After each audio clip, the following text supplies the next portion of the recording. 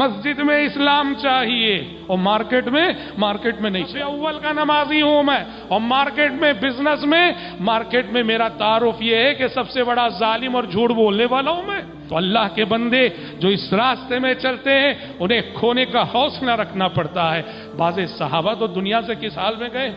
اللہ کے لیے قربانیاں دے کر تن من دھن جان و مال کی قربانیاں دے کر دنیا سے گئے تو اس حال میں گئے کہ اللہ اکبر کفن دینے کے لیے چادر بھی نہ کافی تھی.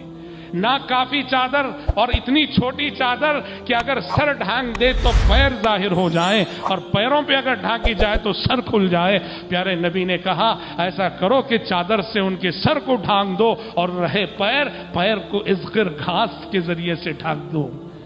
یاد رکھو دین پر عمل کرتے ہوئے یہ سوچ لے کے چلنا ہماری دنیا بننی چاہیے. یہ بہت بڑی غلط سوچ ہے اور آپ شروع ہی میں وہ غلطی کر رہے ہیں جس غلطی کی وجہ سے آپ کو کبھی سفر بندگی میں لذت اطاعت کا احساس نہ ہوگا. یہاں سب کچھ کھونے کا حوصلہ لے کر آگے بڑھنا چاہیے. یہ اور بات ہے کہ رب العالمین پہلے آزماتا ہے آپ کے ایمان کا امتحان لیتا ہے. اس لیے کہ امتحان شرط ہے اس کی. حسب الناس ان يتركوا ان يقولوا آمنا وهم لا يفتنون. کیا لوگوں نے یہ سمجھ رکھا ہے کہ زبان سے ایمان کا دعویٰ کرنے پر بنا آزمائے ایسے ہی چھوڑ دیے جائیں گے؟ ایسا کبھی نہیں ہونے والا ہے. اللہ کا قانون ہمیشہ سے یہ رہا، وہ آزماتا رہا اور آزماتا رہے گا. قانون اللہ تبارک و تعالیٰ کے وہ آزمائے گا. اس لیے پہلے آزماتا ہے. بندہ جب ان آزمائشوں میں کامیاب ہو جاتا ہے، سب کچھ کھونے کا حوصلہ رکھتا ہے، تو پھر رب العالمین کی نوازشیں بھی اس پر ہونے لگتی ہیں.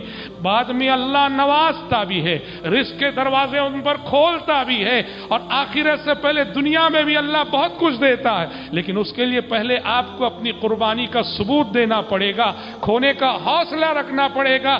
سچے جذبے سے آپ کھو کر دکھاؤ گے، اس کے دین کے راستے میں گوا کر خوش ہو کے دکھاؤ گے، تو پھر اللہ اپنے دروازے آپ پر کھولے گا. قرآن نے کہا وَلَوْ أَنَّ أَهْلَ الْقُرَىٰ آمَنُوا وَاتَّقَوْا لَفَتَحْنَا عَلَيْهِمْ بَرَكَاتٍ مِّنَ السَّمَاءِ وَالْأَرْضِ.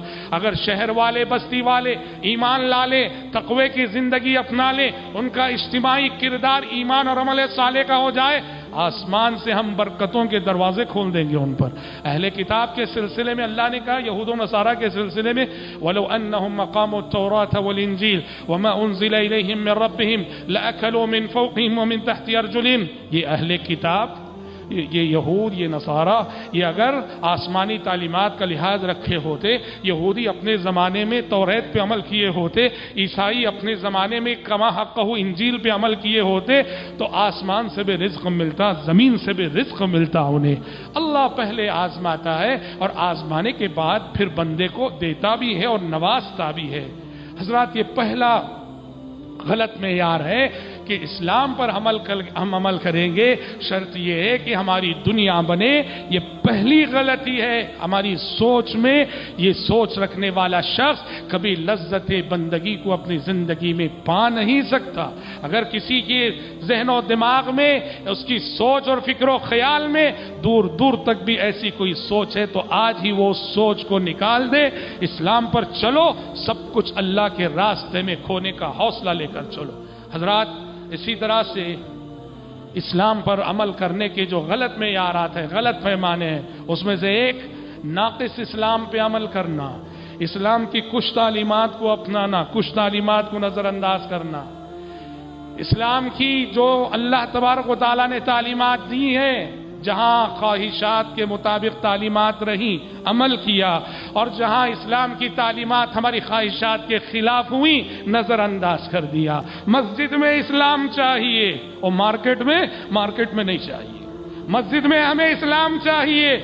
صف اول کا نمازی ہوں میں اور مارکیٹ میں میرا تعارف یہ ہے کہ سب سے بڑا ظالم اور جھوٹ بولنے والا ہوں میں. مجھے مسجد میں صرف اسلام چاہیے، مارکیٹ میں نہیں چاہیے. یہ ہماری سوچ ہے. نماز میں ہمیں اسلام چاہیے، شادی بیاہ میں اسلام نہیں چاہیے. ہمیں نماز میں اسلام یاد رہے گا. شادی بیاہ جب کرتے ہیں، شادی بیاہ میں ہمیں اسلام نہیں چاہیے. وہاں مرد و زن کا اختلاط ہوگا، بے پردگی ہوگی، عریانیت ہوگی، برہنگی ہوگی، موسیقی بھی ہوگی، ننگا ناچ بھی ہوگا، سب کچھ ہوگا.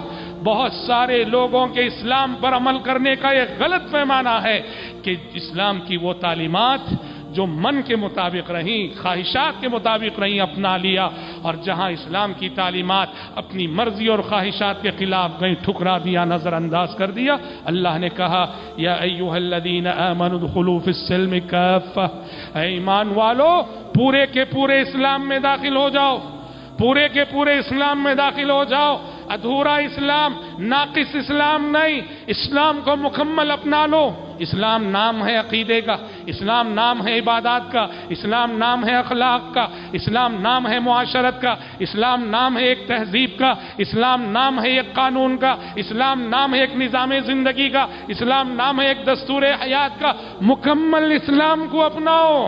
تمہارے اسلام میں سچا عقیدہ بھی دکھنا چاہیے، تمہارے اسلام میں عبادات کا تصور بھی ہونا چاہیے، تمہارے اسلام میں مثالی معاشرت بھی ہونی چاہیے، تمہارے اسلام میں لین دین اور معاملات کا سچا تصور ہونا چاہیے، تمہارے اسلام میں ایک نظام زندگی نظر آنا چاہیے، تمہارا اسلام ایک دستور ہونا چاہیے، تمہارا اسلام ایک قانون ہونا چاہیے۔ پورے کے پورے اسلام پہ اپناؤ، اس لیے کہ اسلام کی خصوصیت یہ ہے کہ وہ بیڈ روم سے لے کر اقتدار کی کرسی تک ہماری رہنمائی کرتا ہے۔ وہ جہاں یہ بتاتا ہے کہ بیڈ روم میں بیوی کے ساتھ کیسا رہنا ہے، گھر میں بچوں کے ساتھ کیسا رہنا، وہ یہ بتاتا ہے کہ جب کرسی پر بیٹھو تو اپنی رعایا کے ساتھ کیسے چلنا ہے، وہ حکومت کیسی کرنی ہے، یہ کرسی اقتدار کیسے چلانا ہے، وہ بیڈ روم سے لے کر اقتدار کی کرسی تک ہماری رہنمائی کرتا ہے۔ پورے کے پورے اسلام کو اپنانے کی ضرورت ہے۔ آج ہم اور آپ، مجھ سے اور آپ سے اور امت مسلمہ سے جو ایک بہت بڑی غلطی ہو رہی ہے، جو ہم اپنی عملی زندگی کا جائزہ لیں گے تو سمجھ میں آئے گا، ہم ادھورے اسلام کو لے کے چل رہے ہیں، ناقص اسلام کو ہم لے کے چل رہے ہیں، اور یہ وہ جرم ہے جو جرم کے ہم سے پہلے گزری ہوئی قوموں نے کیے تھے، اور جس جرم کی وجہ سے اللہ نے یہودیوں کو ذلیل کر کے رکھا تھا۔ سورہ بقرہ پڑھو، اللہ نے یہودیوں سے کہا افتؤمنون ببعض الکتاب وتکفرون ببعض فما جزاء من يفعل ذلك منكم الا خزي في الحياة الدنيا۔ کہا کہ کتاب الہی کے کچھ حصے پہ ایمان رکھتے ہو اور کتاب الہی کے کچھ حصے کو نظر انداز کر دیتے ہو، کتاب الہی کی کچھ تعلیمات پہ عمل کرتے ہو، کتاب الہی کی کچھ تعلیمات کو ٹھکرا دیتے ہو۔ جو لوگ اللہ کی کتاب پر یوں عمل کریں، اللہ کہہ رہا ہے ایسے لوگوں کا بدلہ میرے پاس سوائے اس کے کچھ نہیں، میں انہیں دنیا میں ذلیل کر کے چھوڑوں گا، میں انہیں دنیا میں ذلیل کر کے چھوڑوں گا۔ مفسرین نے لکھا ہے، اور اس سے پہلے والی جو آیت ہے وہ پڑھیں گے تو سمجھ میں آئے گا، یہودیوں کو حکم تھا یہودی کو قتل نہ کرے، یہودی کو جلا وطن نہ کرے، یہودی کے خلاف اپنے دشمن کی مدد نہ کرے، پر بعض یہودیوں نے جرم کیا، اپنے غیر یہود دوستوں کے ساتھ مل کر یہودی نے یہودی کو قتل کیا، یہودی نے یہودی کو جلا وطن کیا، یہودی نے یہود کے خلاف مدد کی۔ اچھا، جب وہ قید میں مبتلا ہو جاتے تو پھر رہا کرتے کہ ہمارے قبیلے کا آدمی قیدی ہو گیا ہے اور توریت میں رہا کرانے کا حکم ہے، ہم رہا کرائیں گے۔ اللہ کہتا ہے قید سے رہا کرانے کا حکم تمہیں یاد ہے، اور یہ حکم تمہیں یاد نہیں کہ اپنے یہودی بھائی کو قتل نہ کرو، اپنے یہودی بھائی کو جلا وطن نہ کرو۔ آج تم ان کی رہائی کی فکر کر رہے ہو، کل تم ہی تھے جنہوں نے انہیں رہائی میں مبتلا کی، قید میں مبتلا کیا ہے۔ کہا فما جزاء من يفعل ذلك منكم الا خزي في الحياة الدنيا۔ جب من چاہا دین پر عمل کیا، جب من چاہا دین کو نظر انداز کیا۔ اللہ کہہ رہا ہے جو لوگ یوں عمل کرتے ہیں ایسے لوگوں کا بدلہ دنیا اور آخرت میں ذلت اور رسوائی کے سوا اور کچھ نہیں۔ اس لیے محترم بھائیو یاد رکھو، اسلام کو پورا کا پورا اپناؤ۔